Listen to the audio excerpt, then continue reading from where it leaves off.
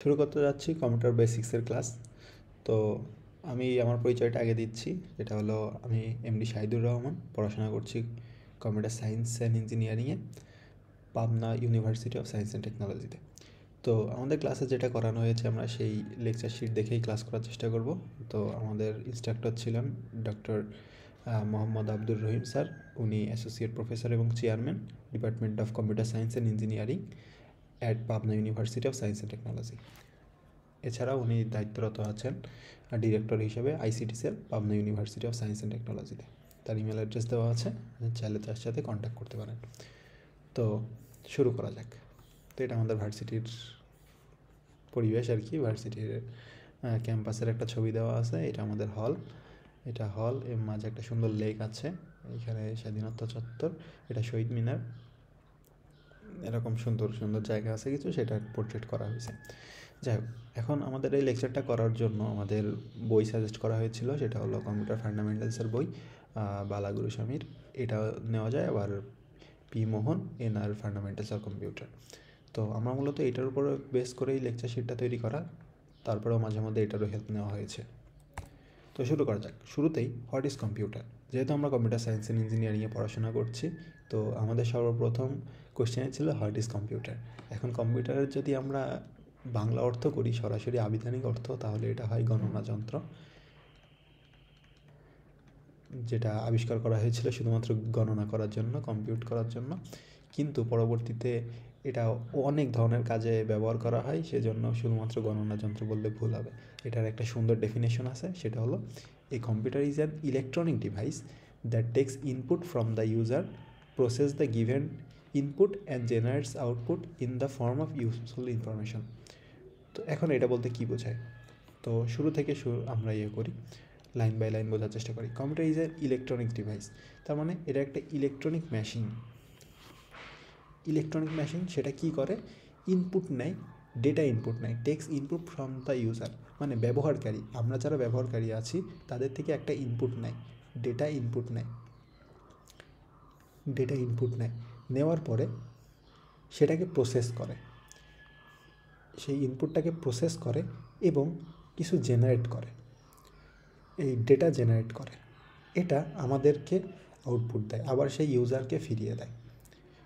এই যে ফিরিয়ে দেয়, এই ডেটাটা অবশ্যই ইউজফুল হতে হবে। র্যান্ডমলি যদি হাবিজাবি লেখা থাকে তাহলে তো আমরা বুঝবো না। সেজন্য অবশ্যই একটা ইউজফুল, আমরা যেন বুঝতে পারি এমন কিছু ডেটা আমাদেরকে আউটপুট দেয়। এটাই কম্পিউটার। তো কম্পিউটার কী করে? ডেটা ইনপুট নেয়, সেটাকে প্রসেস করে এবং মিনিংফুল আউটপুট ইউজারকে ব্যাক করে। তো এটাই কম্পিউটারের কাজ। এখন একটা কম্পিউটার হতে গেলে কিছু রিকোয়ারমেন্ট আছে, যে কোনো ইলেকট্রনিক মেশিনকেই তো আমরা কম্পিউটার বলবো না। তার জন্য কিছু রিকোয়ারমেন্ট আছে, যেমন হলো প্রসেস ডাটা। সে ডাটা প্রসেস করতে পারতে হবে। তার মানে এই যে এখানে যে প্রসেসটা করতেছে, ইনপুট নিয়ে প্রসেস করবে, করেই তো আউটপুট দিবে, এটার সক্ষমতা থাকতে হবে।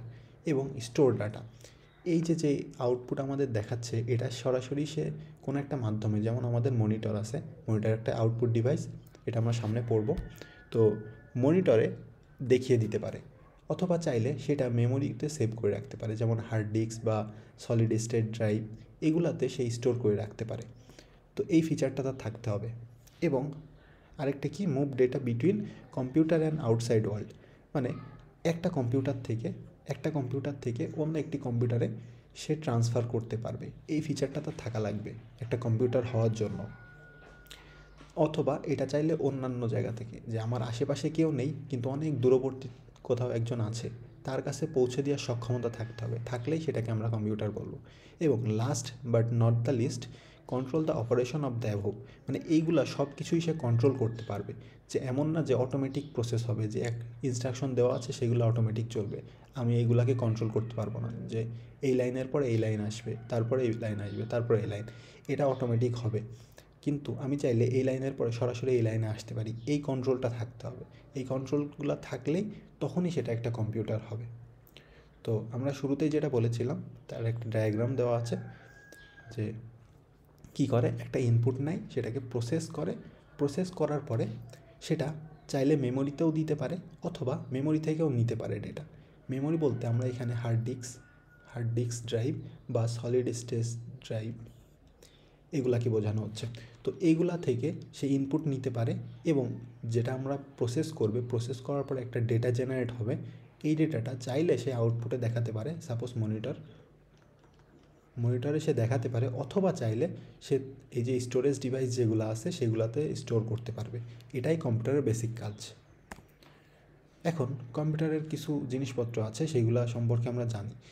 ডেটা, প্রোগ্রাম এবং ইউজার রিপ্লাই। জিনিসগুলো কি? ডেটা হলো র details that need to B process to generate some useful information. মানে এটা হলো র ডেটা, ইউজার সরাসরি যেটা দিচ্ছে, একটা ডেটা আকারে দিচ্ছে, এটাই হলো ডেটা। তার মানে কি, সরাসরি যে ইনফরমেশনটা দিচ্ছে এটাই হলো ডেটা, যেটাকে কম্পিউটার প্রসেস করবে। এটা হলো ডেটা। এবং প্রোগ্রাম কি? প্রোগ্রাম হলো set of instruction, the set of instruction that can be executed by the computer in sequential or non sequential manner. মানে কি, যে একটা প্রোগ্রাম, যে আমরা যখন কোডিং করে যেটা তৈরি করি, এটা একটা প্রোগ্রাম। এই প্রোগ্রামটা রান করবে। কিভাবে রান করবে? লাইন বাই লাইন করতে পারে, অথবা এই লাইনের পরে থার্ড লাইন বা ফোর্থ লাইন, এভাবে যে কোনোভাবে যাবে। যখন যদি লাইন বাই লাইন যায় তাহলে সেটাকে সিকোয়েন্সিয়াল বলে, এবং যখন জাম্প করে যায় তখন তাকে নন সিকোয়েন্সিয়াল বলে। এটাকেই প্রোগ্রাম বলা হচ্ছে।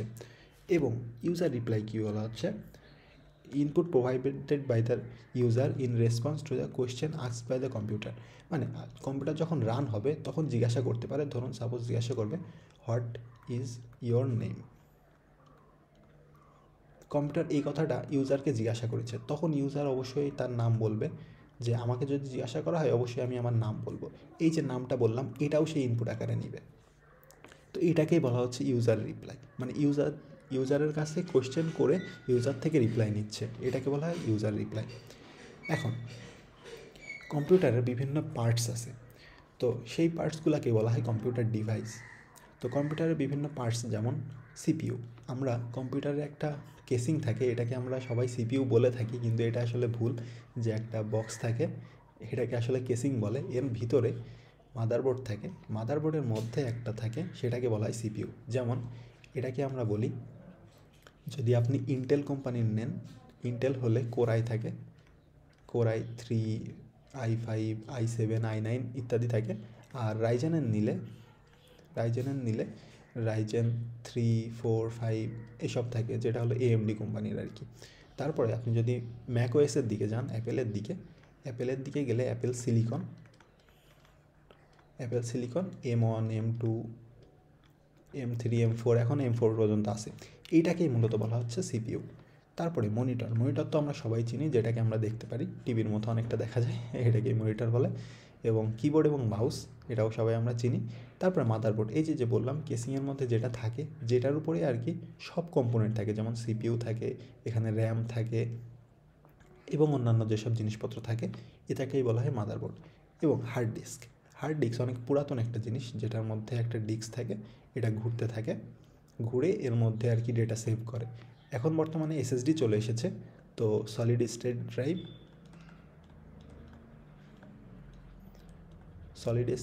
ড্রাইভ, এটার মধ্যে আর কি এরকম কোনো মুভিং পার্ট থাকে না, জাস্ট সলিড একটা জিনিস এর ভিতরে রাখা যায়, তো সেটাও চলে এসেছে। তো এটা স্টোরেজের কাজ করে। তারপরে স্পিকারে আমাদের সাউন্ডটা আউটপুট দেয়। তারপরে মডেম জিনিসটা কি? যে একটা কম্পিউটার থেকে অন্য একটি কম্পিউটারে যখন ডেটা ট্রান্সফার করে, তো তার জন্য কিছু একটা লাগে, কিছু একটার মাধ্যমে এই ডেটাটা সেন্ড করতে হয়, এবং এটারও কিছু একটা লাগে যেটাদের এই ডেটাটা রিসিভ করে। তো এই যে কিছু একটা লাগে, এটাকেই বলা হচ্ছে মডেম। তো মডেম সম্পর্কে বিস্তারিত আমরা পরে জানবো। এবং পাওয়ার সাপ্লাই, এখন যেহেতু আমরা শুরুতেই বলেছিলাম যে কম্পিউটার একটা ইলেকট্রনিক মেশিন, তো ইলেকট্রনিক জিনিসপত্রে অবশ্যই একটা পাওয়ার কর্ড থাকবে, যেটা আমাদের সকেটে দেওয়া থাকে, যেখান থেকে আমরা কানেকশন দিতে হচ্ছে। এই যে কানেকশনটা পাচ্ছে, যে সরাসরি আমাদের ইলেকট্রিসিটি থেকে এখানে পাওয়ারটা আসবে, এটার জন্য যে জিনিসটা লাগে এটাকেই বলা হয় পাওয়ার সাপ্লাই বা PSU বলে। তো আপনারা মার্কেটে দেখবেন যে আছে 450 ওয়াটের বা 750 ওয়াটের, এগুলোকে ওয়াট বলা হয়, এত ওয়াটের পাওয়ার সাপ্লাই বা PSU। তারপরে প্রসেসর কি? ওই যে সিপিইউ যেটাকে বললাম, সিপিইউকে প্রসেসর বলে, বা ওর ভিতরে আরও কিছু স্পেশাল জিনিস আছে, আপাতত আমরা সিপিইউকেই প্রসেসর হিসেবে ধরে নিচ্ছি। আরও অনেক জিনিস থাকতে পারে, যেমন আপনি যদি গেম খেলেন তাহলে জয়স্টিক শুনে থাকবেন, জয়স্টিক আছে, তারপরে স্ক্যানার আছে, বা অনেক কিছুই আছে, ওয়েবক্যাম আছে, এরকম ইত্যাদি অনেক কিছুই থাকতে পারে। তো এই সবগুলো মিলেই কম্পিউটার ডিভাইস, মানে কম্পিউটার রিলেটেড, কম্পিউটারের সাথে যুক্ত করা যায় বা বিল্ট ইনভাবে থাকে, সবগুলোই কম্পিউটার ডিভাইস। এখন কম্পিউটারের কিছু ক্যারেক্টারিস্টিক্স আছে, মানে কিছু বৈশিষ্ট্য আছে। এখন কি কি বৈশিষ্ট্য আছে? স্পিড, প্রথমত স্পিড। কম্পিউটার কেন আবিষ্কার করা হয়েছিল? কম্পিউটার আবিষ্কার করা হয়েছিল যে কোনো ম্যাথমেটিক্যাল প্রবলেম দ্রুত সলভ করার জন্য। তো এই সলভ করাটাই তার একটা বৈশিষ্ট্য, কত দ্রুত সে সলভ করতে পারছে। তো এখন এটা কত দ্রুত করতে পারে? মিলি সেকেন্ড। মিলি সেকেন্ড কী জিনিস? এক সেকেন্ডের 1000 ভাগ, 1000 ভাগের সময়, এই সময়টাকে বলা হয় মিলি সেকেন্ড। একটা টাস্ক যদি কম্পিউটারকে দেওয়া হয় তাহলে এই সময়ে করতে পারে। ইভেন আরও ফাস্ট আছে, যেটা হলো মাইক্রোসেকেন্ড। মাইক্রোসেকেন্ড কী জিনিস? 10 লাখ ভাগের 1 ভাগ, 10 লাখ হবে, আমি 1000 দিয়ে ফেলেছি। 10 লাখ ভাগের 1 ভাগ, এই সময়টাকে আমরা বলতেছি মাইক্রোসেকেন্ড। তো এই সময় একটা প্রবলেম সলভ করতে পারে বা একটা টাস্ক সে সলভ করতে পারে। এরপরে ন্যানো সেকেন্ড। ন্যানো সেকেন্ড কি? 1 বিলিয়নথ অফ এ সেকেন্ড, মানে 1 সেকেন্ডের 1 বিলিয়ন ভাগ সময়। এই এত ছোট সময়েও সলভ করে। ইভেন এর থেকেও ছোট সময় আছে, যেটা হলো 1 সেকেন্ডের 1 ট্রিলিয়ন ভাগ সময়। তো এত কম সময় একটা সিম্পল টাস্ক বা যত বড় কাজই দেন না কেন, এত কম সময়ের মধ্যে সলভ করতে পারে একটা কম্পিউটার। তো এটাই কম্পিউটার একটা বৈশিষ্ট্য। যেমন এই টাইমটার মধ্যে করতে পারে কি, ক্যালকুলেশন করতে পারে, সিমুলেশন করতে পারে, ডাটা প্রসেসিং করতে পারবে, যেগুলো খুবই কুইকলি হয়। তারপরে আরেকটা বৈশিষ্ট্য হলো কম্পিউটারের ক্যাপাসিটি, স্টোরেজ ক্যাপাসিটি। স্টোরেজ কী জিনিস?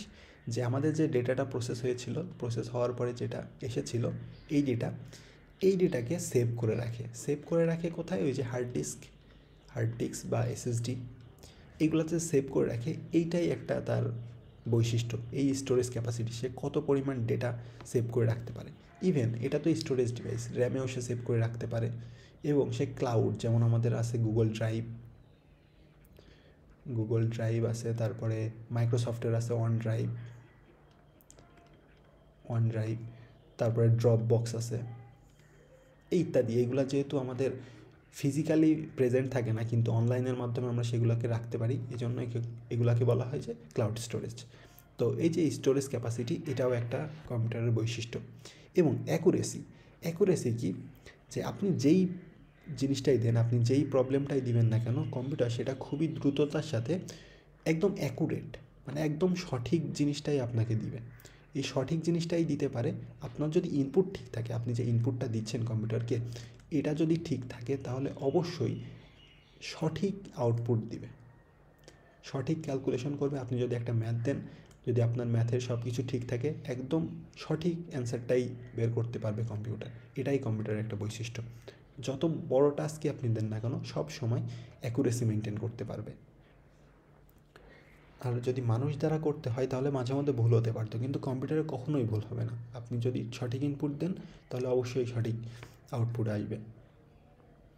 তো যার কারণে এটা আমাদের ক্রিটিক্যাল অ্যাপ্লিকেশনে ব্যবহার করা হয়, যেমন মেডিকেল ডায়াগনোসিস এবং ফাইন্যান্সিয়াল ক্যালকুলেশনস। এগুলোতে অবশ্যই ডেটা অনেক ম্যান্ডেটরি, অনেক ক্রুশিয়াল মোমেন্টে কাজে লাগে। যেমন আপনার যদি মেডিকেলে দরকার হয়, মেডিকেলে তো 1 সেকেন্ডের অনেক দাম আছে, এবং একটা ডেটা সঠিক বা ভুলের কারণে অনেক কিছুই হয়ে যেতে পারে। সেজন্য এরকম ক্রুশিয়াল মোমেন্টে আমাদের কম্পিউটার ইউজ করা হয়, এবং ফাইন্যান্সিয়ালেও ব্যবহার করা হয়, যেমন বিভিন্ন ব্যাংকিং সেক্টরেও ইউজ করা হয় কম্পিউটার। এছাড়াও আরও কিছু আছে, সেটা হলো অটোমেশন। মানে আপনি একটা প্রোগ্রাম করে রেখেছেন, এই প্রোগ্রামটা চলতেই থাকবে, অনন্তকাল চলতে থাকবে, এই একটা ফিচার আছে। এই জন্যকে এটাকে বলা হয় অটোমেশন, অটোমেটিক কাজ করতে পারে। রিলায়েবিলিটি, মানে ওই যে যেটা বলেছিলাম অ্যাকুরেসির মতো, যে আপনি রিলাই করতে পারবেন, যে আমার যদি ইনপুট ঠিক থাকে তাহলে আউটপুট ঠিক আসবে। এই যে রিলাই করতে পারছেন, আপনি তার উপর ভরসা করতে পারছেন, এটাই কম্পিউটার একটা ক্যারেক্টারিস্টিক। এবং ভার্সিটালিটি মানে কি? আপনি কম্পিউটারতে বিভিন্ন কাজ করতে পারেন। ওই যে শুরুতে বলেছিলাম কম্পিউটার আবিষ্কার করা হয়েছিল প্রবলেম সলভ করার জন্য, ম্যাথমেটিক্যাল প্রবলেম সলভ করার জন্য বা কম্পিউট করার জন্য। কিন্তু বর্তমানে আপনি আমি কী কাজে ব্যবহার করি? হয় ইউটিউব দেখেন, আপনি ইউটিউব দেখা মানে কি আপনি এন্টারটেনমেন্টের কাজে ইউজ করছেন। এই যে আমি আপনাদেরকে দেখাচ্ছি, এটা কি এডুকেশন পারপোজে দেখাচ্ছি। তারপরে আরও অনেক কাজে, যেমন আপনি বিভিন্ন ট্রেনিংয়ে ইউজ করতে পারবেন, ডিফেন্স অ্যাপ্লিকেশন এবং অনেক কিছুতে, যেমন হেলথ কেয়ারে আছে, অনলাইন ট্রেডিংয়ে আছে, অনেকে ট্রেডিং করে, তারপরে পড়াশোনার কাজে তো আছেই। তো এই যে বিভিন্ন কাজে ব্যবহার করা হচ্ছে একটা মাত্র জিনিস, একই জিনিস বিভিন্ন কাজে ব্যবহার করা হচ্ছে, এটাই হলো ভার্সিটালিটি। তো এটাও কম্পিউটারের একটা বৈশিষ্ট্য। তারপরে ডিলিজেন্স কি? মানুষকে যদি কাজ করা হয়, একজন মানুষকে যদি কাজ করানো হয়, কত সময় আপনি কাজ করাতে পারবেন? টানা 5 ঘন্টা, 10 ঘন্টা, বা আপনি ধরেন 16 ঘন্টায় কাজ করালেন, তারপরে তো সে টায়ার্ড হয়ে যাবে। টায়ার্ড হয়ে তার রেস্ট নেওয়ার একটা দরকার আছে। কিন্তু কম্পিউটারকে আপনি যত ইচ্ছা কাজ করাতে পারবেন, কখনোই টায়ার্ড হবে না। সে প্রত্যেকবারই আপনার সঠিক উত্তর দিবে এবং এফিশিয়েন্টলি কাজ করতে পারবে। এটাই হলো ডিলিজেন্স। তারপরে নেটওয়ার্ক ক্যাপাবিলিটি কী জিনিস? আপনি যে কম্পিউটারে কাজ করছেন, এটা আপনার কিন্তু শুধুমাত্র বাসার মধ্যেই সীমাবদ্ধ না, এটা পুরো পৃথিবীর সাথে কানেক্টেড। আপনি বাসায় বসে কাজ করছেন, আপনার বাসা যদি খুলনাতে হয়, আপনি ঢাকার একটা ফ্রেন্ডের সাথে কাজ করতে পারবেন। এই যে কানেক্টিভিটি, তার সাথে যে কানেক্টেড আছে, এটাই হলো নেটওয়ার্ক ক্যাপাবিলিটি। মানে একটার সাথে আরেকটা যুক্ত থাকতে পারবে, দূরত্ব কোনো বিষয় না। তো এইগুলাই আর কি কম্পিউটারের ক্যারেক্টারিস্টিক। এই যে কানেক্টিভিটি যেটা বললাম, কানেক্টিভিটি আপনি রিমোটলিও করতে পারবেন, যদি ইন্টারনেট অ্যাক্সেস থাকে তাহলে আপনি ডেটা শেয়ার করতে পারবেন, যে আপনার এখান থেকে সরাসরি ফাইল অনেক দূরবর্তী কোনো একটা কম্পিউটারে পাঠাইতে পারবেন। এটাই হলো কানেক্টিভিটি, বা এটা কানেক্টিভিটি করা হয় ইন্টারনেটের মাধ্যমে। শুধুমাত্র ইন্টারনেট না, আপনি ইন্ট্রানেটও ইউজ করতে পারবেন, সে বিস্তারিত পরবর্তীতে থাকবে। বিভিন্ন মাধ্যমে আপনি পাঠাতে পারবেন, এগুলাই কানেক্টিভিটি, এইগুলাই কম্পিউটারের বৈশিষ্ট্য। এখন কম্পিউটারের কিছু লিমিটেশন আছে। আমরা তো এতক্ষণ বুঝলাম যে কম্পিউটার কত কিছু করতে পারে, কিন্তু অবশ্যই লিমিটেশন আছে। মানুষেরও লিমিটেশন আছে, কম্পিউটারের লিমিটেশন আছে। লিমিটেশনের মধ্যে প্রথম কি? Lack of common sense. আপনি সিম্পল একটা কাজ করতে বললেন তাকে, কিন্তু সে কাজটা করে দিবে, কিন্তু আপনি যদি ভুলও করতে বলেন, সেও ভুল করে দিবে, কারণ সে জানে না যে এটা কি সঠিক নাকি ভুল। আপনার ইনফরমেশনের উপর ভিত্তি করেই সে অ্যান্সার দিবে। আপনি একটা ভুল ইনফরমেশন দিবেন, সে ভুল অ্যান্সার দিবে। সে নিজে থেকে কিছু করতে পারে না, এই জন্য তার কোনো কমন সেন্স নেই। তারপরে আছে নো আইকিউ, তার কোনো চিন্তা করার ক্ষমতা নেই। যদি এখন এআইয়ের যুগ, এআই এসে চিন্তা করতে পারে, কিন্তু সেটাও তো মানুষের প্রোগ্রাম করা। সে নিজে থেকে কোনো কিছু বের করে দিতে পারতো না, তার কোনো ফিলিংস নেই। আপনি একটা কঠিন কথা তাকে বলবেন, সে বুঝতে পারবে না যে তাকে কি বলা হয়েছে, তাকে খারাপ কথা বলা হয়েছে নাকি ভালো কথা বলা হয়েছে। তারপরে নো থিঙ্কিং ক্যাপাবিলিটি, এই যে এটা আইকিউ এর মধ্যেই পড়ে যায়, যে তার কোনো নিজে থেকে চিন্তা করার কোনো শক্তি নেই বা কোনো বৈশিষ্ট্য নেই। আপনি যা দিবেন তাই আউটপুট আসবে। নো ডিসিশন মেকিং অ্যাবিলিটি, তার কোনো ডিসিশন নেই। আপনি তাকে একটা সিচুয়েশনে ফেলে দিবেন, দেওয়ার পরে চিন্তা করবেন যে সে সেই সিচুয়েশন থেকে বের হয়ে আসবে, কিন্তু সে পারবে না, কারণ আপনাকে তাকে আগে থেকেই বলে দিতে হবে যে এমন সিচুয়েশনে যদি আসেন তাহলে কী করবেন। তো এই জিনিসগুলো আর কি, এই যে IQ, common sense, thinking capability, এইগুলো সবই এআইয়ের মধ্যে ফিক্স করার চেষ্টা করা হচ্ছে, যদিও এখনও পুরোপুরি হয়নি, তাও এখন আমরা লিমিটেশনের মধ্যেই ধরছি। তারপরে নো লার্নিং পাওয়ার, আপনি যদি একটা ভুল দেন, একটা ভুল ইনফরমেশন দেন, সেও ভুল আউটপুট দিবে। এইভাবে যদি আপনি 100 বার ভুল দেন, ও 100 বারই ভুল দিবে, কারণ সে নিজে থেকে শিখতে পারবে না যে এটা আমি ভুল দিয়েছিলাম, আমি ভুল অ্যান্সার দিয়েছিলাম, আমি নতুন করে অন্যভাবে চিন্তা করে দেখি। এই পাওয়ারটা তার নাই, যার কারণে এটাও একটা তার লিমিটেশন। তারপরে ইউজার ডিপেন্ডেন্ট, আপনি কোনো কিছু না বলা পর্যন্ত সে নিজে থেকে কিছুই করবে না, অবশ্যই আপনাকে তাকে কিছু বলতে হবে, বলার পরেই সে প্রসেস করবে। সে নিজে থেকেই মনে হবে না যে আপনি কম্পিউটার রেখে দিয়েছেন টেবিলে, দিয়ে ভাবছেন যে কম্পিউটার নিজে নিজে কিছু একটা করে আপনাকে দেখাচ্ছে যে এই যে দেখো আমি কিছু একটা করে ফেলেছি। এই ক্ষমতাটা তার নাই। আপনি তাকে কিছু একটা করতে বলবেন, সে করবে, তারপরে আপনাকে দেখাবে। তারপরে নো ইমপ্লিমেন্টেশন পাওয়ার, মানে সে ইমপ্লিমেন্ট করতে পারবে না, সেটাও এর মধ্যেই পড়ে যায়, যে সে নিজে থেকে কিছু করতে পারবে না। No can not express idea, সে একটা নতুন আইডিয়া পেয়েছে, সেই আইডিয়াটা আপনাকে দেখাতে পারবে না, অবশ্যই আপনাকে আগে তাকে বলতে হবে, তারপরেই সে দেখাবে। ফর নলেজ অডিয়েন্স, তার নলেজেবল, তার নিজের জ্ঞান ভাণ্ডার নেই, সে নিজে থেকেই কিছু জানে না। আপনি হয়তো ইন্টারনেটে একটা সোর্স, যেমন আছে উইকিপিডিয়া আছে, উইকিপিডিয়া থেকে তার সাথে লিঙ্ক করে দিবেন, তারপরেই সে জানতে পারবে যে এই জিনিসটাকে এটা বলে, ওই জিনিসটাকে ওটা বলে। তো এটা অবশ্যই কানেক্ট করতে হবে, সে নিজে থেকে কিছুই পারবে না। মূল কথা হলো কম্পিউটার নিজে থেকেই কিছু করতে পারে না, তাকে মানুষ দ্বারা বা আপনি আমি দ্বারাই কোনো কাজ করিয়ে থাকি।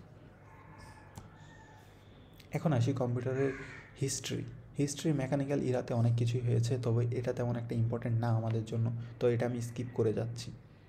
আমাদের ফার্স্ট কাজ হলো ফার্স্ট জেনারেশন অফ কম্পিউটারের ফার্স্ট জেনারেশন যখন মূলত ইলেকট্রনিক হওয়া শুরু করেছে। তো ফার্স্ট জেনারেশনে কী করতো, ভ্যাকিউম টিউব টেকনোলজি ইউজ করা হতো কম্পিউটারকে কাজ করানোর জন্য। বর্তমানে যেহেতু আমরা যে সিপিইউ দেখছি, সিপিইউটা ছিল অনেক বড়, এখন তো ছোট, কয়েক ন্যানোমিটার, 2 ন্যানোমিটার, 3 ন্যানোমিটার হয়ে গেছে, কিন্তু তখন এই যে এরকম একটা বিল্ডিংয়ের সমান ছিল বা একটা বক্সের মতো ছিল।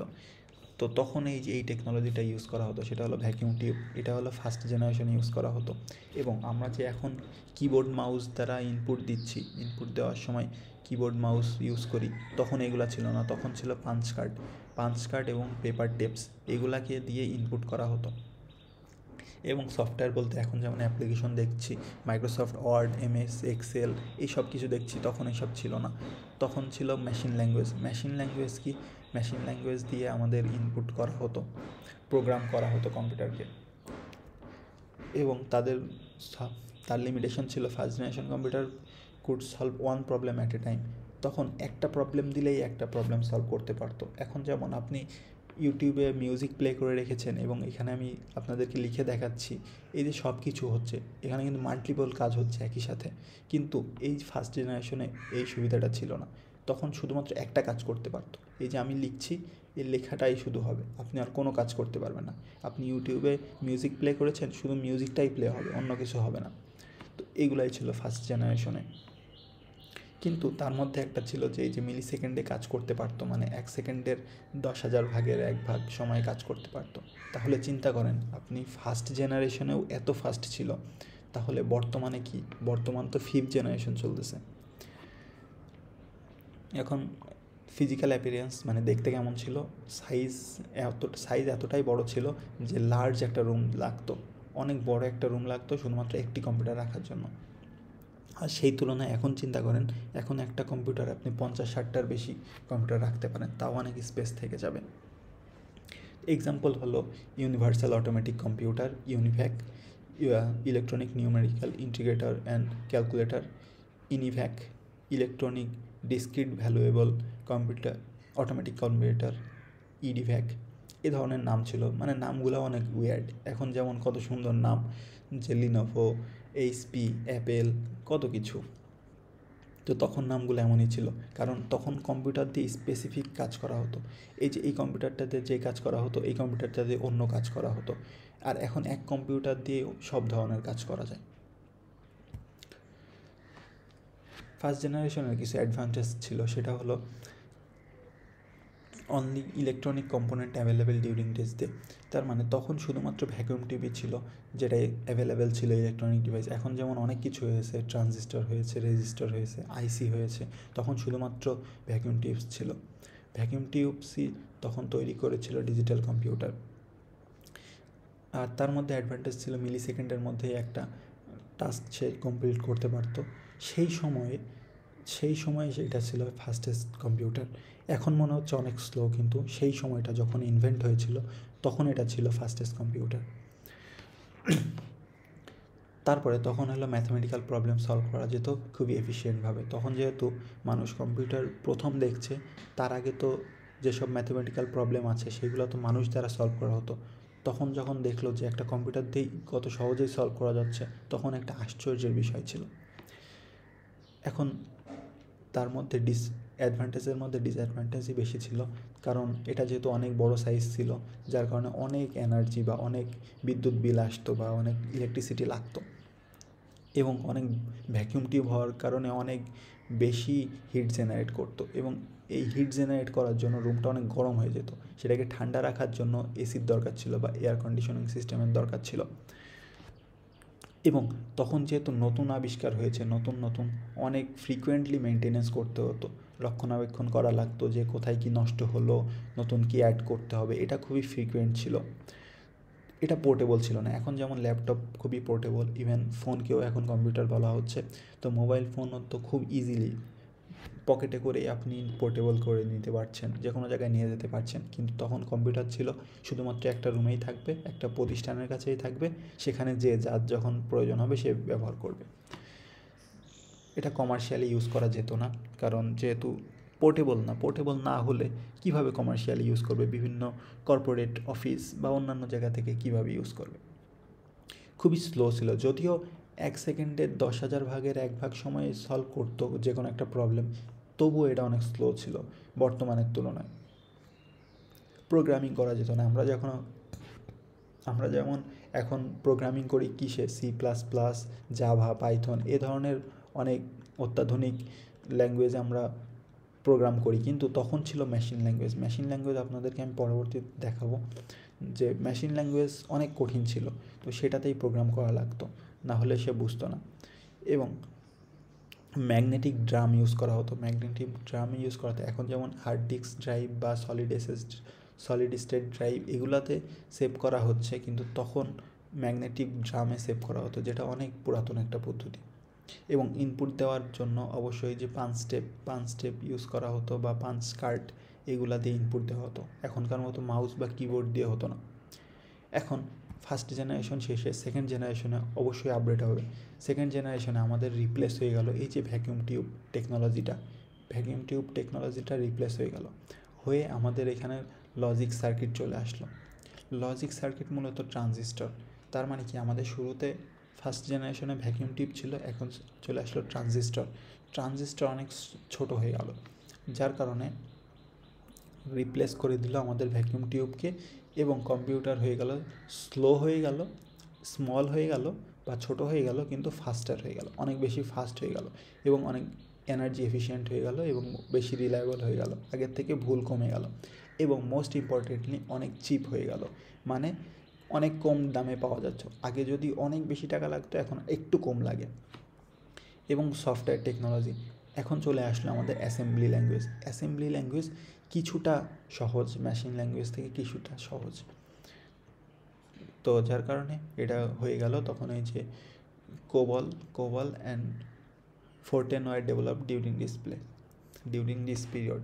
মানে এই দুইটা ল্যাঙ্গুয়েজ তখন ডেভেলপ হয়েছিল সহজে প্রোগ্রাম করার জন্য।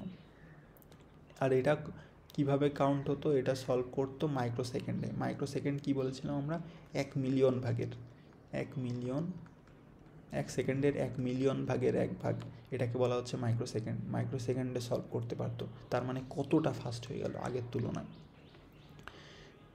এবং ফিজিক্যাল অ্যাপিয়ারেন্স সাইজ ছোট হয়ে গেল আগের তুলনায়। এই যে এমন ছিল, আগেরটাতে কত বড় ছিল, এখন এই পরিমাণ চলে আসলো, তবুও এখনকার তুলনায় অনেক বড়। এর কিছু এক্সাম্পল হলো IBM 7095, IBM 1400 এবং CDC 164। নামগুলা কিন্তু আগে থেকে একটু ভালো মনে হচ্ছে, আগেরটা কেমন বিদঘুটে ছিল, উচ্চারণ করা কঠিন হয়ে যেত, কিন্তু এখন একটু উচ্চারণ করা যাচ্ছে, কারণ মডার্ন হতে শুরু করেছে। কিছু অ্যাডভান্টেজ ছিল যে তখনকার তুলনায় ফাস্টেস্ট, এটা আপনি প্রত্যেক জেনারেশনেই পাবেন, যে নতুন জেনারেশনে অবশ্যই আগের জেনারেশন থেকে ফাস্ট হয়েছে, এটাই তো ইনোভেশন। প্রোগ্রাম করা সহজ হয়ে গেল, যেহেতু আগে মেশিন ল্যাঙ্গুয়েজ ইউজ করা হতো, এখন অ্যাসেম্বলি ল্যাঙ্গুয়েজ ইউজ করা হচ্ছে, তো প্রোগ্রাম করা সহজ হয়েছে। এবং খুবই সহজে, মানে আগে একটা সম্পূর্ণ রুম জুড়ে ছিল কম্পিউটার, এখন হয়ে গেছে ছোট, যার কারণে কঠিন হলেও এক জায়গা থেকে আরেক জায়গাতে নিয়ে যাওয়া যেত, কিন্তু আগেরটা তো যেতই না ফার্স্ট জেনারেশনে। আর তারপরে যেহেতু আমরা ট্রানজিস্টর ইউজ করছি, এখন ট্রানজিস্টর ইউজ করার কারণে কম পাওয়ারে বেশি কাজ করছে, যার কারণে এনার্জি এফিশিয়েন্ট হচ্ছে, এবং মোর রিলায়েবল, বেশি ভরসা করা যাচ্ছে, কারণ আগে কিছু ভুল উত্তর দিতে পারতো, কিন্তু এখন সেই ভুলগুলা ঠিক করা হয়েছে। এখন ডিসঅ্যাডভান্টেজের মধ্যে আছে যে এখনও ইনপুটটা তেমন একটা হয়নি, এখনকার মতো কিবোর্ড মাউস পর্যন্ত আসেনি, তখনও এরকম ম্যাগনেটিক টেপ বা পাঞ্চ টেপ দিয়েই ইনপুটের কাজ করা লাগতো। যদিও কম্পিউটার সাইজ ছোট হয়েছে, কিন্তু তারপরেও হিট জেনারেট করতো, যার কারণে এয়ার কন্ডিশনার প্লেস ব্যবহার করতে হতো। তারপরে যদিও ছোট হওয়ার কারণেও এখনও প্রাইস অনেক বেশি, যেটা হলো হোম ইউজার মানে সাধারণ ইউজার, আপনি আমি এরকম মানুষের নাগালের মধ্যে পৌঁছায়নি, এটাও একটা ডিসঅ্যাডভান্টেজ। আর তখন শুধুমাত্র স্পেশাল পারপোজে ইউজ করা হতো, এখনকার মতো ছোটোখাটো কাজেও ইউজ করা হতো না, যার কারণে তখন শুধুমাত্র স্পেসিফিক কিছু অ্যাপ্লিকেশন ব্যবহার করা যেত, মানে নির্দিষ্ট কিছু কাজে। এখন আমাদের আসলো থার্ড জেনারেশন, এখন আরও বেশি উন্নত হয়েছে। থার্ড জেনারেশনে রিপ্লেস হয়ে গেল ইন্টিগ্রেটেড সার্কিট বা আইসি থেকে। তো প্রথমে আমাদের কী ছিল, প্রথমে ছিল ভ্যাকিউম টিউবস থেকে আমাদের আসলো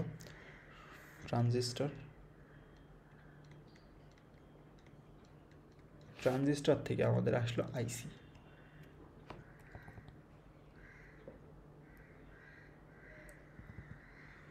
আইসি আসলো। তার মানে এটা এখন আমাদের থার্ড জেনারেশনে আইসি আসার পরে আরও বেশি সাইজে ছোট হয়ে গেল এবং ফাস্ট হয়ে গেল, সাথে আরও বেশি রিলায়েবল হলো এবং দাম কমে গেল। তার মানে কি, কম্পিউটার যত বেশি ছোট হচ্ছে তত দাম কমে যাচ্ছে, কারণ কম্পোনেন্টের দাম এগুলো সমন্বয় করতে পারছে। এখানে সব থেকে বড় রেভলিউশন হলো কিবোর্ড এবং মনিটর চলে আসলো। এতদিন আমরা ম্যানুয়ালিভাবে ইনপুট দিচ্ছিলাম, কিন্তু এখন আমাদের কিবোর্ড এবং মনিটর চলে আসলো। এটা এসে অনেক বড় একটা রেভলিউশন আসলো, যে এখন যে কেউ চাইলে ইনপুট দিতে পারবে। এবং সফটওয়্যারে চলে আসলো বিভিন্ন হাই লেভেল ল্যাঙ্গুয়েজ চলে আসলো। আমাদের শুরুতে যেটা ছিল মেশিন ল্যাঙ্গুয়েজ ছিল ফার্স্ট জেনারেশনে, সেকেন্ড জেনারেশনে ছিল অ্যাসেম্বলি ল্যাঙ্গুয়েজ, এবং থার্ড জেনারেশনে এসে হাই লেভেল ল্যাঙ্গুয়েজ চলে আসলো। এগুলো মূলত low level language. High level language কোনগুলো, সি++, মানে আধুনিক যেগুলো দেখছি আমরা সেগুলা। কিন্তু তখন তো আর এগুলো আসেনি, তখন অন্যগুলো এসেছিলো, যেগুলাকে আমরা তখন হাই লেভেল ল্যাঙ্গুয়েজ বলছি। আর এখানে সলভ করছে কীভাবে, টাইম কমে আসলো ন্যানো সেকেন্ডে, এত কম সময়। প্রথমটা কী ছিল, প্রথমটা ছিল মিলি সেকেন্ড, তারপরে মাইক্রোসেকেন্ড, তারপরে আসলো আমাদের ন্যানো সেকেন্ড। তার মানে ফাস্ট হতেই যাচ্ছে। এবং ফিজিক্যাল অ্যাপিয়ারেন্স দেখতে কেমন ছিল, দেখতে আরও ছোট, আমাদের সেকেন্ড জেনারেশন থেকেও আরও বেশি ছোট চলে আসলো। এই যেমন এটা মোটামুটি একটা হোম ইউজারের মতো দেখা যায়। এবং এক্সাম্পল আছে কিছু, IBM 370, IBM system, UNIVAC AC ইত্যাদি। এখন দেখুন এর অ্যাডভান্টেজ বেড়ে গেছে, ডিসঅ্যাডভান্টেজ কমতে থাকছে। তো কি, প্রথম অ্যাডভান্টেজ হলো সাইজে ছোট হয়ে গেল প্রিভিয়াস দুইটা জেনারেশন থেকেই, এবং বেশি রিলায়েবল হয়ে গেল। এনার্জি কম ইউজ করছে মানে যে হিটও কম জেনারেট হচ্ছে, হিট কম জেনারেট হচ্ছে মানে এসিরও তেমন একটা দরকার নেই। তারপরে ব্যাটারি স্পিড বেড়ে গেল, ক্যালকুলেট করছে ন্যানো সেকেন্ডে। ফ্যান হলেই হচ্ছে, আগের মতো এসির দরকার হচ্ছে না, এয়ার কন্ডিশনারের দরকার হচ্ছে না,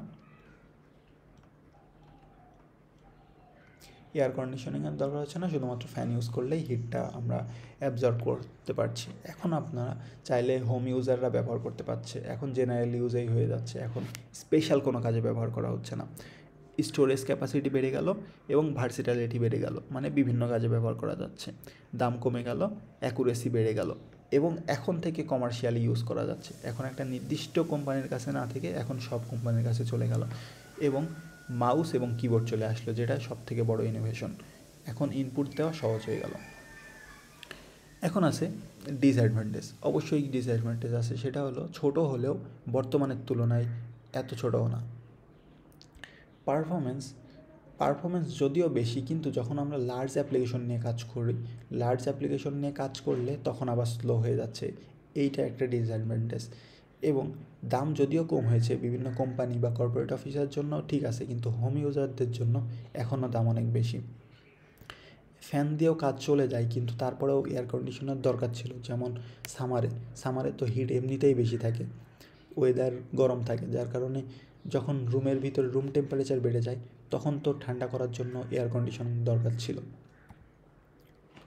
তারপরে আসলো ফোর্থ জেনারেশন, এটা মোটামুটি মডার্ন টাইমে চলে আসলো 1975 থেকে 1989। তো এই টাইমটাতে কি হলো, মাইক্রোপ্রসেসর, এই যে ইনোভেশন চলে আসলো মাইক্রোপ্রসেসর মূলত আইসি দিয়ে, থাউজেন্ডস অফ আইসি, মানে হাজার আইসি দিয়ে তৈরি করা হয় মাইক্রোপ্রসেসর। এই মাইক্রো প্রসেসর থেকেই চলে আসলো পার্সোনাল কম্পিউটার। এখন পার্সোনালি মানে হোম ইউজাররা ইউজ করতে পারবে। এতক্ষণ একটা অর্গানাইজেশন বা বড় একটা কোম্পানির জন্য ব্যবহার করা হতো। আর এই যে যখন আমাদের রেগুলেশন চলে আসলো মাইক্রো প্রসেসরের, তখনই এটা পার্সোনাল ইউজার মানে যে কোনো একজন ইউজ করতে পারবে হোম ইউজার হিসেবে। তো এখানে কিছু টেকনোলজি ইউজ করা হয়েছিল, সেটা হলো লার্জ স্কেল ইন্টিগ্রেশন এবং ভেরি লার্জ স্কেল ইন্টিগ্রেশন। এটার অর্থ হলো এই যে একটা ধরুন এটা একটা সিপিইউ, এই সিপিইউতে যে আইসি বসানো হবে, এই আইসি অনেক বড় স্কেলে মানে অনেক বেশি আইসি এটার মধ্যে বসানো হবে। এটাকেই বলা হচ্ছে লার্জ এবং ভেরি লার্জ। ভেরি লার্জ মানে অনেক বেশি আইসি, মানে একটা সিঙ্গেল ইউনিটের মধ্যেই অনেক বেশি আইসি বসানো যাচ্ছে। এই টেকনোলজিটা চলে আসলো, যার কারণে মিলিয়ন মিলিয়ন সার্কিট দিয়ে এটা তৈরি করা হয়েছে। মিলিয়ন মিলিয়ন আইসি দিয়ে তৈরি করা হচ্ছে যে একটা সিপিইউ তাহলে কতটা বেশি পাওয়ারফুল হবে। এই টাইমটায় আমাদের চলে আসলো অপারেটিং সিস্টেম। অপারেটিং সিস্টেম কী জিনিস? অপারেটিং সিস্টেম নিয়ে সম্পূর্ণ একটা লেকচার আছে, তারপরেও বলে দিচ্ছি। অপারেটিং সিস্টেমের মধ্যে আছে উইন্ডোজ আছে, লিনাক্স আছে এবং আছে ম্যাকওএস। এই যে অপারেটিং সিস্টেমগুলো, এইগুলো তখন ডেভেলপ হলো আমাদের 4th জেনারেশনে এসে। এবং 4th জেনারেশনে এসে এই যে গ্রাফিক্যাল ইউজার ইন্টারফেস GUI, এই GUIটা তৈরি হয়ে গেল এই যে 4th জেনারেশনে এসে। মানে মডার্ন কম্পিউটার বলতে আমরা যেটা বুঝি সব কিছু চলে আসলো আমাদের 4th জেনারেশনে, যার মাধ্যমে আমরা এই যে মেনু বা আইকনে ক্লিক করেই হতো। আর আগের জেনারেশনগুলোয় কী হতো, এই যে আমাদের যে টার্মিনাল থাকে বা কমান্ড প্রম্পট থাকে, এখানে যেমন টাইপ করে করে আমাদের যে কোনো কাজ করতে হয়, সেই কাজগুলো করা লাগতো আমাদের প্রিভিয়াস জেনারেশন পর্যন্ত, মানে 3rd জেনারেশন পর্যন্ত। কিন্তু 4th জেনারেশনে আমরা এই যে ছবি দেখি, যেমন এই যে এখানে দিস পিসি, মাই ফোল্ডার ইত্যাদি থাকে, এখানে জাস্ট ক্লিক করলেই সেটা ওপেন হয়ে যাচ্ছে। এই সিম্পল কাজটাই আমরা করতে পারছি 4th জেনারেশনে এসে। 1st জেনারেশনে সব কিছু টাইপ করে করে করতে হতো। এখানে কম্পিউটিং ক্যারেক্টারিস্টিকে চলে আসলো পিকো সেকেন্ডে। পিকো সেকেন্ড মানে 1 বিলিয়ন ট্রিলিয়ন ভাগের 1 ভাগ। 1 সেকেন্ডে ট্রিলিয়ন ভাগের 1 ভাগকে আমরা পিকো সেকেন্ড বলি। এই টাইমটাতে যে কোনো প্রবলেম বা যে কোনো টাস্ক করে ফেলতে পারত। ফিজিক্যাল কি, যে এখন চলে আসলো আরও বেশি স্লো। প্রত্যেকটা জেনারেশনে আগের জেনারেশন থেকে স্মল হয়ে যাচ্ছে, মানে ছোট হতে হতে থাকছে। এই যে চলে আসলো আমাদের IBM PC চলে আসলো, অ্যাপেল ম্যাকিনটশ চলে আসলো, মানে এগুলো হোম ইউজাররা ইউজ করতে পারবে। এবং ইন্টেলও চলে আসলো, ইন্টেল 4004। এর অ্যাডভান্টেজ কী? এর অ্যাডভান্টেজ খুবই পাওয়ারফুল। এটা হলো কমন, আগের জেনারেশন থেকে পরের জেনারেশন অবশ্যই পাওয়ারফুল হবে, আরও বেশি ফাস্ট হবে। এবং স্টোরেজ ক্যাপাসিটি বেড়ে গেল, এগুলো তো কমন। স্টোরেজ ক্যাপাসিটি বাড়বে, ফাস্ট হয়ে যাবে এবং লেস পাওয়ার কনজিউম করবে, মানে কম পাওয়ার দরকার হবে। কম পাওয়ার দরকার হচ্ছে মানে কম হিট জেনারেট হচ্ছে, এবং কম হিট জেনারেট হচ্ছে মানে এয়ার কন্ডিশনিংয়ের দরকার হচ্ছে না। এগুলো তো কমন। কিন্তু এখানে এক্সেপশনাল কি, ইউজার ফ্রেন্ডলি হয়ে গেল। এখন সব ইউজারই কাজ করতে পারবে। আগের যেগুলো ছিল সেগুলাতে সব ইউজাররা কাজ করতে পারতো না, অবশ্যই IT প্রফেশনাল হওয়া লাগতো, তাহলেই সে পারতো, না হলে সে পারতো না। এখন সাধারণ ইউজার যে শুধুমাত্র ইংরেজি পারে বা পারে না এমন মানুষও দেখিয়ে দিলে কাজ করতে পারবে। এটা হয়ে গেল হাইলি পোর্টেবল। এখন চাইলেই যে কেউ পোর্টেবল করতে পারবে, চাইলেই যেমন কম্পিউটারগুলা সাথে করে নিয়ে যেতে পারবে। ভার্সেটাইল হয়ে গেল সকল মানুষের জন্য, এভরি টাইপ অফ অ্যাপ্লিকেশন, মানে যে কোনো কাজ, আপনার যে এডুকেশন হোক, ফাইন্যান্স হোক, হেলথ কেয়ার হোক বা যে কোনো কিছু, সব কিছুতেই ভার্সেটাইলিটি চলে আসলো। সব ধরনের কাজ এখন কম্পিউটার দিয়ে করা যাচ্ছে। এটাই চলে আসলো 4th জেনারেশনে। এবং অবশ্যই এই যে পাওয়ার কম লাগবে অপারেট করার জন্য। তবে এখানে ডিসঅ্যাডভান্টেজ আছে, সেটা হলো যে ম্যানুফ্যাকচারিংয়ের জন্য লেটেস্ট টেকনোলজি এখনও বাকি ছিল মাইক্রো প্রসেসরের। যেহেতু মাইক্রো প্রসেসর নতুন আসলো, এটা ডেভেলপ হয় এখনও অনেক বাকি আছে। তারপরে এখানে যে আমরা যে টেকনোলজি ইউজ করেছিলাম ভেরি লার্জ স্কেল ইন্টিগ্রেশন, মানে এই যে একটা চিপের মধ্যে অনেক ছোট ছোট আইসি, এটা তো মাত্র শুরু হয়েছে। তো এটা অনেক বেশি হার্ড ছিল বা অনেক বেশি কঠিন ছিল এগুলাকে প্লেস করা, যার কারণে অনেক বেশি কমপ্লিকেটেড টেকনোলজির দরকার ছিল। তারপরে এখনও dependent given by the programmer, তার মানে এখনও প্রোগ্রামারদের দ্বারা ইনপুট দেওয়া লাগতো। এখনও নতুন করে কিছু করতে গেলে আপনাকে অবশ্যই প্রোগ্রামার হওয়া লাগতো। সাধারণ ইউজাররা প্রোগ্রাম করতে পারতো না, হয়তো ইউজ করতে পারতো কিন্তু প্রোগ্রাম করতে পারতো না। তারপরে চলে আসলো এই যে প্রেজেন্ট থেকে নেক্সট, মানে বর্তমানে চলে আসলো যে আমরা যেগুলো ব্যবহার করছি এগুলাই হলো ফিফথ জেনারেশন। ফিফথ জেনারেশন কি? আর্টিফিশিয়াল ইন্টেলিজেন্স বা এআই। এআইতে এখন আমাদের কাছে কি আছে? চ্যাটজিপিটি আছে, গুগলের আছে জেমিনি, আছে, নতুন এসেছে ডিপসিক, মাইক্রোসফটের আছে কোপাইলট, এরকম আরও অনেক হাজার এখন তৈরি হচ্ছে আর্টিফিশিয়াল ইন্টেলিজেন্স। এটাই চলে আসলো আমাদের ফিফথ জেনারেশনে। ফিফথ জেনারেশনে কী হয়? এটা হলো মানুষের সাথে কাজ করতে পারে, আপনি কম্পিউটারের সাথে ইন্টারঅ্যাক্ট করতে পারেন, সে আপনার কাজগুলো শিখে নিয়ে সে নতুন করে ইমপ্লিমেন্ট করতে পারছে। যে লিমিটেশনগুলো আগে দেখিয়েছিলাম সেগুলো আস্তে আস্তে দূর হয়ে যাচ্ছে। যে আমরা এই যে শুরুর দিকে যে ইন্টিগ্রেশন, এই যে লিমিটেশন দেখিয়েছিলাম, এই লিমিটেশনগুলো এখন আস্তে আস্তে ফিক্স হয়ে যাচ্ছে। এটাই করছে আমাদের ফিফথ জেনারেশনে। এগুলাকে আমরা ডিজিটাল কম্পিউটার বলছি। ডিজিটাল কম্পিউটার কি করে? 0 1 এই ফরম্যাটে ক্যালকুলেশন করে। আগে ছিল অ্যানালগে এরকম একটা লাইন বা এরকম সিগন্যাল দরকার ছিল কাজ করার জন্য, এখন 0 1 দিয়েই হচ্ছে। এখন হলো অলমোস্ট 10 মিলিয়ন ইলেকট্রনিক্স, মানে এই যে আমরা যেটা বলেছিলাম যে এলএসআই বা লার্জ স্কেল ইন্টিগ্রেশন, তারপরে ভিএলএসআই, এগুলা ছিল। এখন চলে আসলো ultra large scale, ইউএলএসআই, ultra large scale integration. এই টেকনোলজি চলে আসলো, মানে আরও বেশি আইসি এর মধ্যে দেওয়া যাচ্ছে, দিয়ে এগুলাকে বেশি পাওয়ারফুল করা যাচ্ছে। তারপরে চলে আসলো প্যারালাল প্রসেসিং, মানে একই সাথে অনেকগুলা কাজ করতে পারবে একই রকমভাবে। ধরুন আপনি একটা গেম খেলছেন, পাশাপাশি একটা ভিডিও চলছে, দুইটাই একই সাথে চলতে পারবে, কোনোটাকে থামিয়ে কোনোটা করা লাগবে না। এটাই চলে আসলো মডার্ন টেকনোলজিতে। এর ডিসঅ্যাডভান্টেজ কি? বর্তমানে যতগুলা জেনারেশন এসেছে তার মধ্যে সব থেকে ফাস্টেস্ট এবং পাওয়ারফুল। এর আগে এত পাওয়ারফুল এবং এত ফাস্ট আসেনি। এখানে লার্জ নাম্বার অফ অ্যাপ্লিকেশন, অনেক বেশি অ্যাপ্লিকেশন আমরা চালাতে পারছি খুবই হাই স্পিডে, এবং সাইজ তো খুবই ছোট হয়েছে। আমি বর্তমানে যেটা ব্যবহার করছি ম্যাকবুক এয়ার মাত্র 1.3 কেজি, তার মানে এত ছোট যে আমি প্রত্যেক দিন ইউনিভার্সিটিতে নিয়ে যেতে পারি, এক্সট্রা কিছু মনেই হয় না, একটা মোটা বইয়ের সমান। তো এত ছোট হয়ে গেছে, এটাই ইনোভেশন।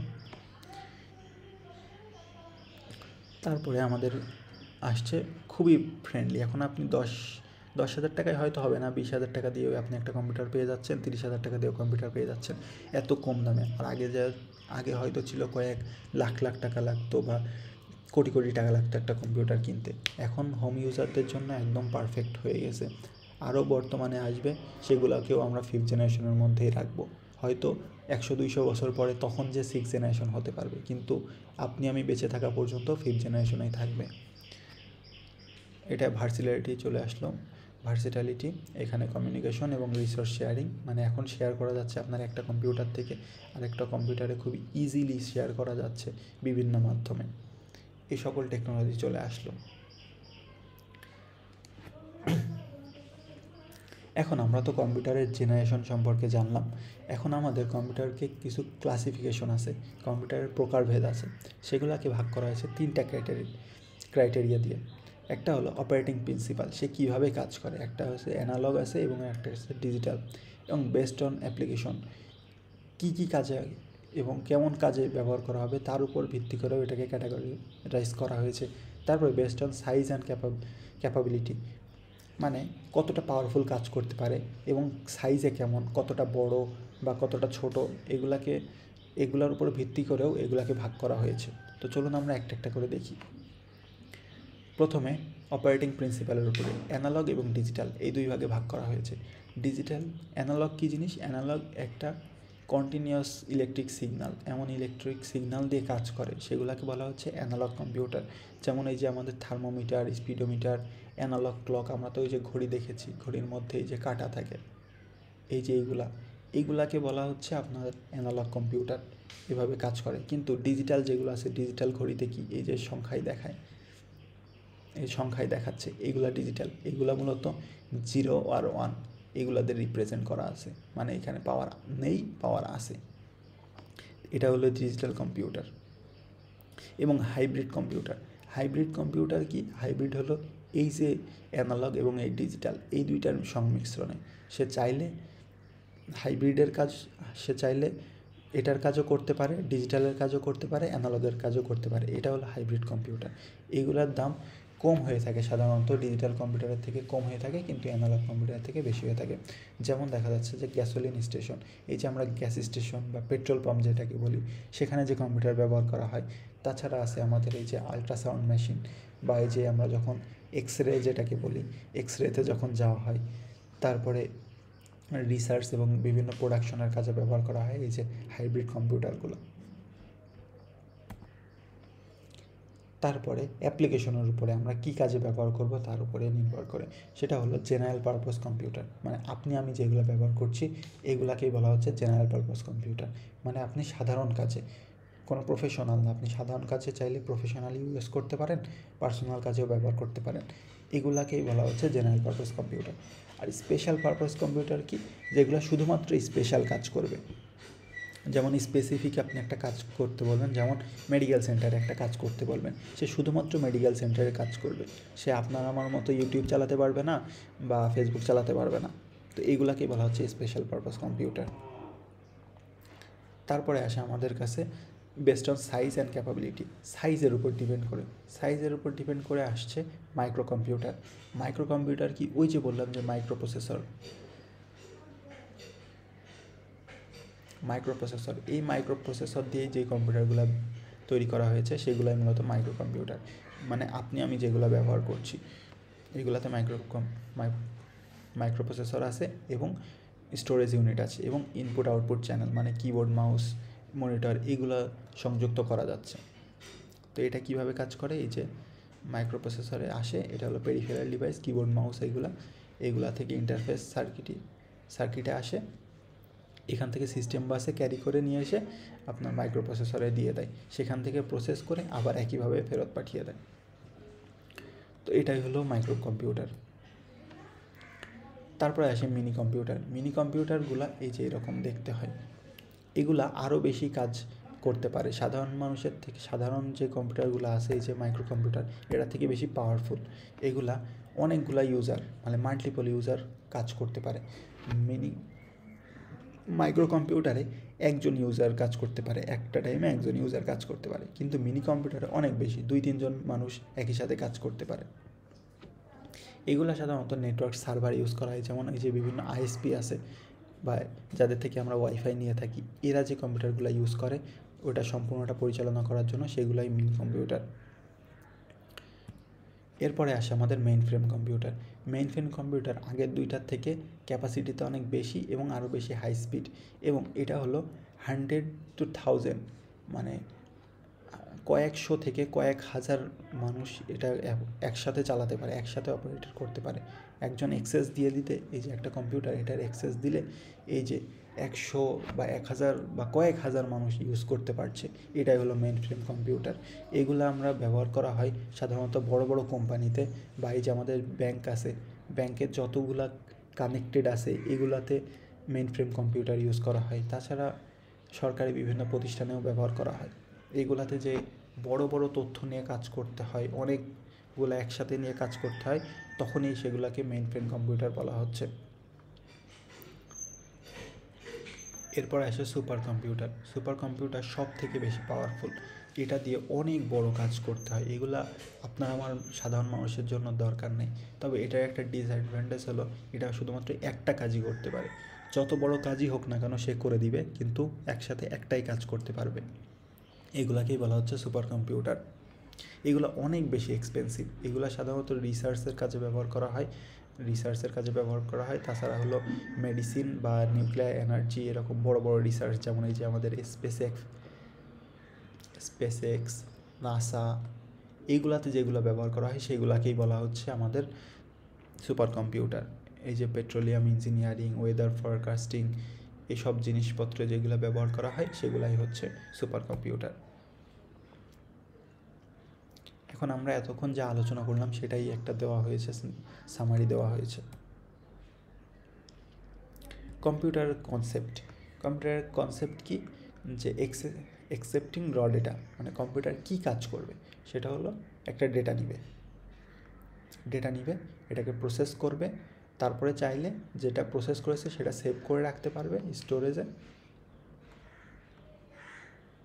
স্টোরেজে সেভ করে রাখতে পারবে, অথবা ইউজারকে আউটপুট দিবে।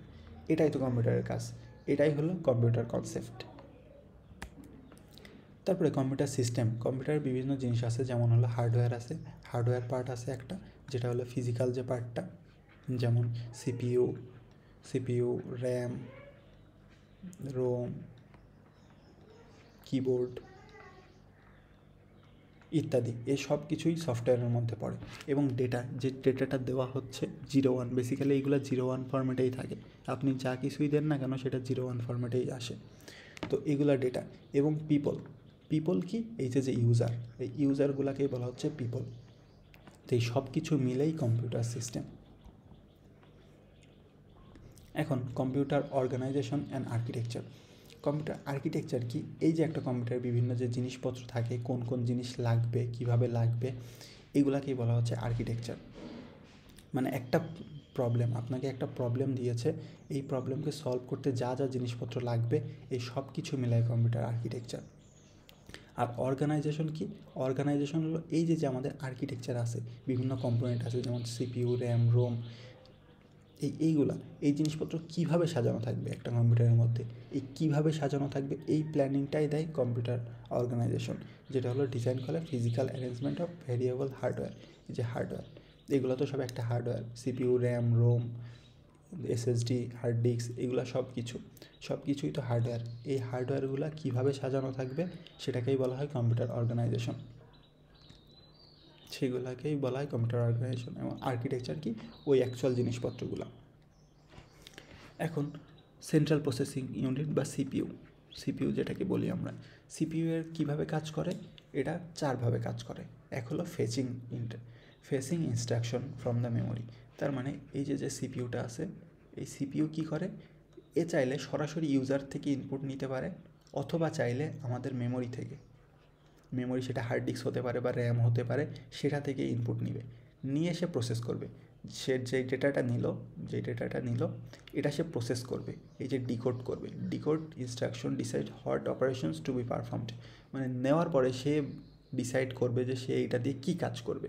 সেই কাজটা করার পরে ডিসাইড করার পরে সে কাজ করবে, এক্সিকিউট করবে ইনস্ট্রাকশনগুলো। এক্সিকিউট করার পরে এখন চাইলে সে মেমোরিতে আবার সেভ করতে পারে, অথবা চাইলে ইউজারকে ব্যাক করতে পারবে। এটাই সিপিইউ এর কাজ। সিপিইউর ভিতরে অনেক জিনিসপত্র থাকে, যেমন রেজিস্টার থাকে, অ্যারিথমেটিক ইউনিট থাকে, লজিক ইউনিট থাকে, কন্ট্রোল ইউনিট থাকে, এগুলো সম্পর্কে আমরা এখন জানছি। তো ফার্স্টে হলো এএলইউ একটা অংশ থাকে। এএলইউ কি, অ্যারিথমেটিক অ্যান্ড লজিক ইউনিট। তো অ্যারিথমেটিক ইউনিট যে কম্পিউটারের সিপিইউর মধ্যে একটা পার্ট, ধরুন এটা একটা পার্ট, এটা হলো এএলইউ। তো এখানে যে অ্যারিথমেটিক ইউনিটগুলা অ্যারিথমেটিক কাজ করবে। অ্যারিথমেটিক কাজ কি, এই যে যোগ, বিয়োগ, গুণ ভাগ এগুলা পারফর্ম করবে একটা অংশ, এটাকে বলা হচ্ছে অ্যারিথমেটিক ইউনিট। এবং আরেকটা পার্ট হলো লজিক্যাল কাজ করবে। লজিক্যাল কাজ কি, এই যে জিজ্ঞাসা করবে যে ট্রু ফলস যেগুলো দেয়, যেমন এ ইজ গ্রেটার দেন বি, এই কাজটা, এটা কি ট্রু বা ফলস দিবে, বা এ ইজ ইকুয়াল টু বি, এটা যখন প্রোগ্রামিং করবেন তখন বুঝতে পারবেন। তো এটার মাধ্যমে তো এই কাজগুলো, এই যে ডিসিশন মেকিং, এই কাজগুলো করবে লজিক ইউনিট এই কাজটা করবে। আর কন্ট্রোল ইউনিট করবে কি, যে এই যে এগুলা সমন্বয় করবে, এগুলা অন্যান্য কম্পোনেন্টের সাথে সমন্বয় করে সিপিইউ কীভাবে কাজ করবে। এই যে ধরুন আপনাকে একটা প্রবলেম দেওয়া হয়েছে, যে একটা টাস্ক দেওয়া হয়েছে, এই টাস্কটা কন্ট্রোল ইউনিট ডিসাইড করবে যে সে এটা কী পাঠাবে, এটা কি অ্যারিথমেটিক ইউনিটকে পাঠাতে হবে নাকি লজিক ইউনিটে পাঠাতে হবে, সেটা ডিসাইড করবে এই যে কন্ট্রোল ইউনিট। এটা পাঠালো, ধরুন এইটা টাস্কটা ধরলো একটা লজিক্যাল কাজ, সে লজিক ইউনিটে পাঠালো, লজিক্যাল ইউনিট এটাকে প্রসেস করবে, প্রসেস করার পরে আবার যে ব্যাক করবে, আবার এটাকে কন্ট্রোল ইউনিটকে ব্যাক করবে, কন্ট্রোল ইউনিট ডিসাইড করবে এটা কি আমরা র্যামে পাঠাবো নাকি স্টোরেজে পাঠাবো নাকি ইউজারকে আউটপুট দেবো, এই সব কিছু করবে কন্ট্রোল ইউনিট। তারপরে মেন মেমোরি ইউনিট, মেন মেমোরিকে বলা হচ্ছে র্যাম এবং রোম। র্যামের ফুল মিনিং কি? র্যান্ডম অ্যাক্সেস মেমোরি, মানে এই মেমোরিটা, এটাকে আমরা এইভাবে রিপ্রেজেন্ট করা হয়। তো এই মেমোরিটা র্যান্ডমলি অ্যাক্সেস করা যাবে, মানে আপনি চাইলে এখানে একটা ডেটা আছে, এই ডেটাটা নিতে পারবেন, এখানে একটা আছে, এটাও নিতে পারবেন, এখানে আছে, এটাও নিতে পারবেন, এই কাজটাই করতে পারবে র্যাম র্যান্ডমলি, আর তার যেখান থেকে দরকার সেখান থেকেই ডেটাটা নিতে পারবে। আর রোম কী জিনিস? রোম হলো read only memory. Read only memory মানে কি? সে শুধুমাত্র নিতে পারবে।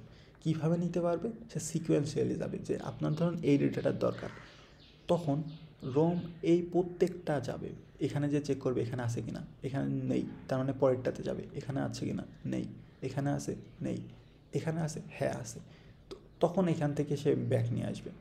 তার মানে তার আগে যতগুলো আছে সবগুলাকেই যেতে হচ্ছে, এটাই হলো রোমের কাজ। তো র্যাম রোমের আরও বেশি পার্থক্য আছে, সেগুলো আমরা ডিটেলস পরবর্তীতে জানব। তো তার মধ্যে একটা মেন পার্থক্য হলো র্যাম হলো ভোলাটাইল মানে ভুলে যায়, যতক্ষণ আপনার পাওয়ার আছে, যতক্ষণ ইলেকট্রিসিটি আছে, পাওয়ারটা হতে পারে ইলেকট্রিসিটি বা ব্যাটারি, এটা থেকে যতক্ষণ পাওয়ার দেওয়া হচ্ছে ততক্ষণ এই ডেটাগুলো থাকবে র্যামে। কিন্তু রোমে যেগুলো থাকবে সেগুলো সারা জীবনের জন্য থাকবে, যতক্ষণ না আপনি ডিলিট করছেন, আপনি ম্যানুয়ালি ডিলিট বাটন প্রেস না করছেন, ততক্ষণ এগুলা রোমে থেকে যাবে। তো এটাই, এই জন্য রোমকে বলা হয় নন ভোলাটাইল এবং এটাকে বলা হয় ভোলাটাইল। তো এগুলো হলো মেন জিনিস, মেন মেমোরি ইউনিট। এটা না থাকলে কম্পিউটার কাজই করতে পারবে না। তারপরে আসে ক্যাশ মেমোরি। ক্যাশ মেমোরি কি? এটা স্পেশাল এক ধরনের মেমোরি। এটা করে কি? আপনি ধরুন একই কাজ বারবার করছেন, যে আমি প্রত্যেকবার ওপেন করে আমি পাওয়ার পয়েন্ট ওপেন করছি, যতবার কম্পিউটার ওপেন করছি ততবারই পাওয়ার পয়েন্ট ওপেন করছি, এই যে প্রত্যেকবার একই কাজ করছি, এটা সে রেখে দেবে নিজের কাছে, ও ধরেই নিবে যে আমি পরবর্তীবার ওপেন করলে পাওয়ার পয়েন্ট ওপেন করবো। তো পাওয়ার পয়েন্ট ওপেন করতে যা যা লাগে সব ডেটাটা রেখে দিবে, যেন পরবর্তীতে পাওয়ার পয়েন্ট ওপেন করতে গেলে কম সময় লাগে। এটাই হলো ক্যাশ মেমোরির কাজ। কিন্তু ক্যাশ মেমোরির সবথেকে বড় ডিসঅ্যাডভান্টেজ হলো এটা অনেক অল্প স্টোরেজ, কয়েক কেবি বা এমবি, যেখানে র্যাম আমরা জিবিতে হিসেব করি, যেমন 8 GB, 16 GB, 64 GB, ইভেন 128 GBরও আছে। এগুলো হলো র্যাম, এত বড় বড়। আর রোম তো আরও বেশি হয়, কয়েক টেরাবাইট হিসাব করা হয়। তো এত বড় বড় স্টোরেজ, সেখানে মাত্র কয়েক কেবি বা 1-2 MB তো অনেক ছোট। এই ছোটোটাই হলো ক্যাশ মেমোরি, কিন্তু ক্যাশ মেমোরি অনেক বেশি ফাস্ট। তো ফাস্টের দিক থেকে হিসাব করলে আমাদের সব থেকে ফাস্ট হলো ক্যাশ মেমোরি, তারপরে র্যাম, তারপরে রোম, তারপরে আসে আমাদের SSD, তারপরে হার্ড ডিস্ক। এটা হলো স্পিডের দিক থেকে তুলনা করলে, কিন্তু স্টোরেজের দিক থেকে তুলনা করলে উল্টায় যাবে, মানে এটা সব থেকে বেশি স্টোরেজ, তারপরে এটা, তারপরে এটা, তারপরে এটা, তারপরে এটা। তো এগুলোই মেমোরির কনসেপ্ট। এবং রেজিস্টার কী জিনিস? যেগুলো হলো স্পেশাল পারপোজে কাজ করে। সিপিইউর মধ্যে কিছু স্পেশাল পারপোজ আছে যেগুলো আমাদের ইনস্ট্রাকশনগুলো ধরে রাখে। আপনার যখন সিপিইউতে একটা ইনস্ট্রাকশন দেওয়া হলে সেটা ছোট ছোট রেজিস্টার আছে সিপিইউর মধ্যে, এই রেজিস্টারগুলো সেগুলো ধরে রেখে একটা একটা করে এখানে পাঠায় এটা সলভ করে, আবার এখানে ব্যাক করে, দিয়ে এটা আবার আমাদের কাছে চলে আসে। তো বর্তমানে যে কাজটা করা হচ্ছে সেই কাজের ইনস্ট্রাকশনগুলোই রেজিস্টার ধরে রাখে। তো এই যে holding instruction data and intermediate results, মানে এই যে একটা ডেটা আমাদেরকে দিল, এ কাজ করলো, সিপিইউ কাজ করলো, করে আবার সেটা এখানে দিয়ে বাকি কাজটা করলো। এভাবে ছোটো ভাগে কাজ করে। এই যে আমাদের যেটা বলেছিলাম ALU, এটা কাজ করে তারপরে আবার রেজিস্টারে ব্যাক করে, এই রেজিস্টারে ব্যাক করে পরে এটা ফাইনালি যে কন্ট্রোল ইউনিটকে দেয়, তারপরে কন্ট্রোল ইউনিট ডিসাইড করে সেটা কোথায় যাবে। এখন আমরা তো বুঝলাম কম্পিউটারের সব কিছু। এখন কম্পিউটার কোন কোন কাজে ব্যবহার করা হয়? এডুকেশন, এই যে আমি আপনাদেরকে বোঝাচ্ছি এটাও তো একটা এডুকেশন। স্কুল, কলেজ, ইউনিভার্সিটি সব জায়গা থেকেই আমরা কম্পিউটারের মাধ্যমে বোঝাতে পারি। বিজনেস, বিজনেসে ব্যবহার করা হয়, বিজনেসের সকল ক্ষেত্রে ব্যবহার করা হয়। তারপরে সায়েন্সের ক্ষেত্রে নতুন কোনো রিসার্চ যে করবে, সায়েন্সের বর্তমান জিনিসগুলো প্রমাণ করা বা নতুন কিছু রিসার্চ করা, সব কিছুতেই কম্পিউটার ব্যবহার করা হয়। কমিউনিকেশন, কমিউনিকেশনকে এখন ফোনকেও, মোবাইল ফোনকেও বলা হচ্ছে কম্পিউটার। কেন বলা হচ্ছে? কারণ এটা দিয়ে সকল কাজ করা যাচ্ছে। তারপর ইঞ্জিনিয়ারিং, এই যে আমি যেমন সিএসসিতে পড়তেছি, এটা একটা ইঞ্জিনিয়ারিং। তারপরে ট্রিপলি সিভিল আর্কিটেকচার, এ ধরনের ইঞ্জিনিয়ারিং সকল ক্ষেত্রে কম্পিউটারের প্রয়োজন হচ্ছে। কারণ এরকম বড় বড় কাজগুলো করা লাগছে, এগুলো কম্পিউটার দিয়ে সহজেই সলভ করা যাচ্ছে। তারপর এই যে সাধারণ মানুষ যে কাজটা করে, এন্টারটেনমেন্ট কীভাবে, এই যে ইউটিউব চালাচ্ছে, ফেসবুক চালাচ্ছে, আরও অন্যান্য সোশ্যাল মিডিয়া চালাচ্ছে, এই যে সব কিছুই এন্টারটেনমেন্টের মধ্যে চলছে। তারপরে ব্যাংকিং সেক্টরে দেখুন এখন সব কিছু ডিজিটালাইজড হয়ে গেছে। আগের মতো লিখে লিখে কিছু করতে হয় না, সব কিছুই অনলাইনে হচ্ছে। এগুলা কিসের মাধ্যমে হচ্ছে? কম্পিউটারের মাধ্যমে। তারপরে হেলথ কেয়ারে এটা করা হচ্ছে, মেডিকেল সেন্টারে সব কিছুই মেজার করা হচ্ছে। হেলথ রিলেটেড ডেটা সব কিছুই কম্পিউটারের মাধ্যমে করা হচ্ছে। গভর্নমেন্ট, সরকারি বিভিন্ন কাজ এখন ডিজিটালাইজড করা হয়েছে, সহজেই কাজ করা যাচ্ছে কম্পিউটারের মাধ্যমে। তো এগুলাই মূলত কম্পিউটারের বেসিক জিনিসপত্র। কম্পিউটারের ইনস্ট্রাকশন, কম্পিউটার কীভাবে কাজ করে এবং কম্পিউটার দিয়ে কী কী কাজ করা যায় তার বৈশিষ্ট্য।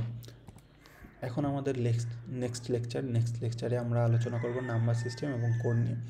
তো ততক্ষণ আপনাদেরকে আমন্ত্রণ জানাচ্ছি, আশা করছি ততক্ষণ আপনারা সাথে থাকবেন। আর এই পর্যন্ত কেমন লেগেছে সেটা জানাবেন।